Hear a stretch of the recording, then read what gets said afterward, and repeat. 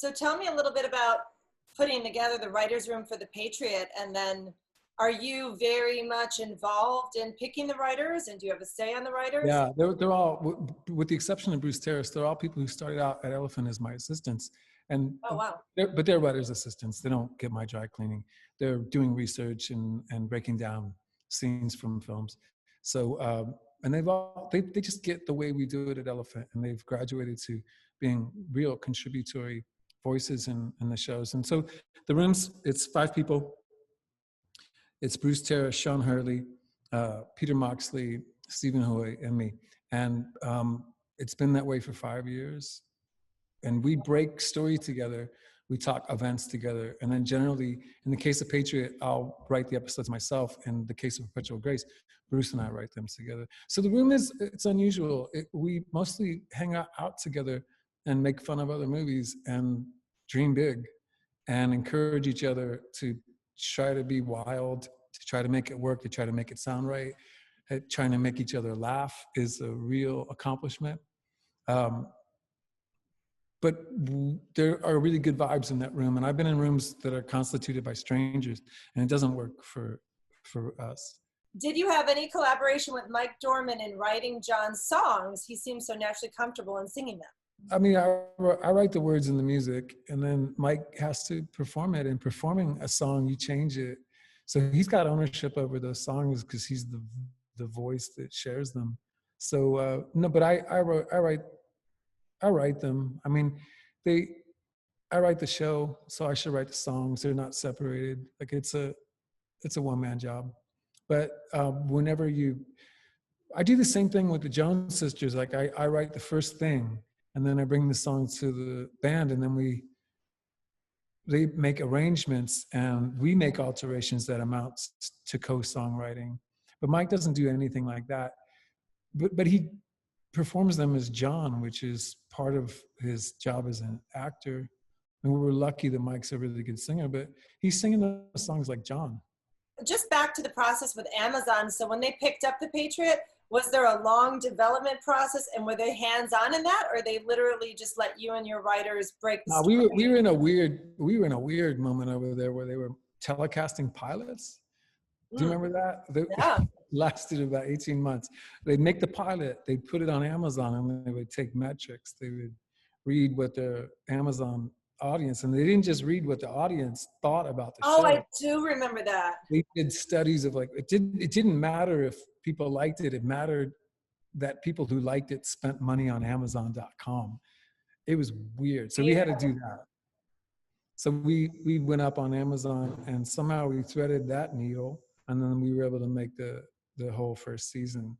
But it was the shooting of the pilot, which I didn't have a lot of interactions with the studio over because it was finished, but they were material to the creation of the show. And we had good executives in the early going on that show, and we got support. They got it.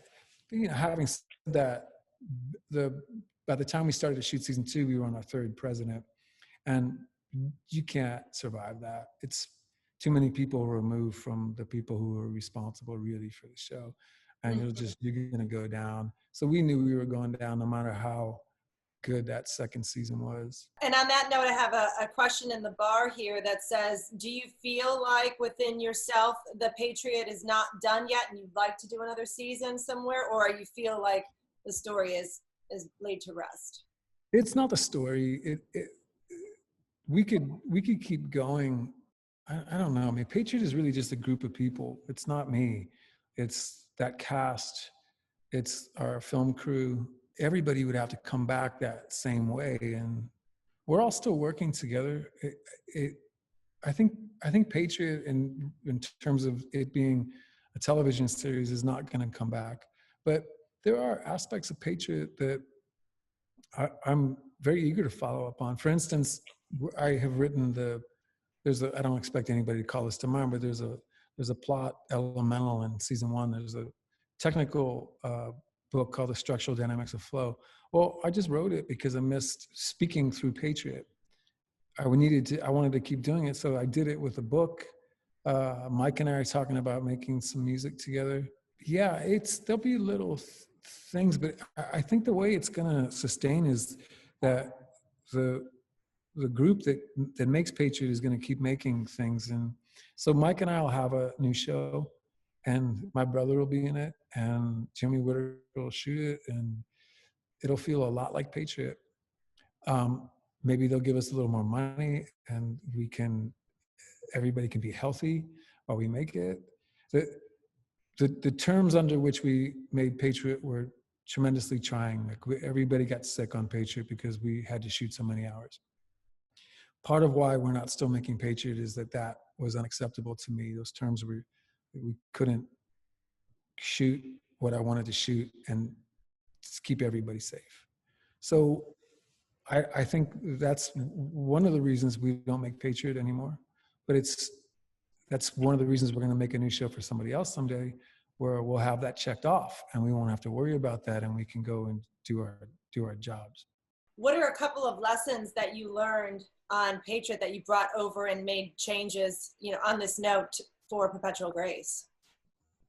Well, we fell in love with the way that music can be incorporated into the storytelling, and I just decided we were going to take that was going to be us. It was going to be coming from us still on that show. And then I liked what the audience was picking up on the show. Like I liked that they saw the details, that they know what pretty good means in Patriot. They know what cool, yeah, it is cool means in Patriot. They don't miss anything. The people who love the show, they like it like I like my friends. I like the little things they do.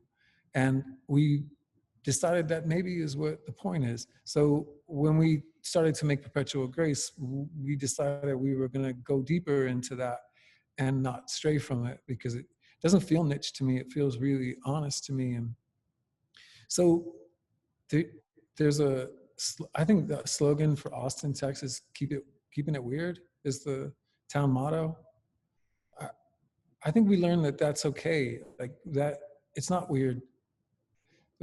We're going to keep being personal. Were there any particular studio notes that impacted your creative process in a completely unexpected way? Yeah, the Action Boys, Patriot Season 2, where we got a studio note that they wanted Cantor Wally, who was essentially our antagonist, this sort of political clerical kingpin, to have a security force around him, so that it looked kind of tough, I guess, or like other TV shows. So we had to give him a security force, but they didn't say anything except security force. So we cooked up the Action Boys with their stupid yellow short pants suits and their haircuts to just say to the studio, well, you didn't say what they had to look like. So we got the Action Boys out of a studio note that we kind of played ball on, but then also figured out. I remember that morning, just there were like guys. The initial idea was like guys in black suits with like, they were coordinating through the earpieces and they had shades on. I thought, Patriot can't do that. It would stop being Patriot. It would just go, that's it. So, but avoiding that was fun. Yeah, that's super great. Any other? Edward had to be kidnapped. That was a studio note. So we came up with Edward kidnaps himself. I love how you dance around that in such a creative way. And do they give you any pushback on that? They're like, oh, that's great. They were really good. I mean, we had good executives, and I get the note. They respected that we came up with our own way of addressing it, and then they said, okay, we're satisfied. So we just happened to have good executives on that show, which it's not, you can't take that for granted.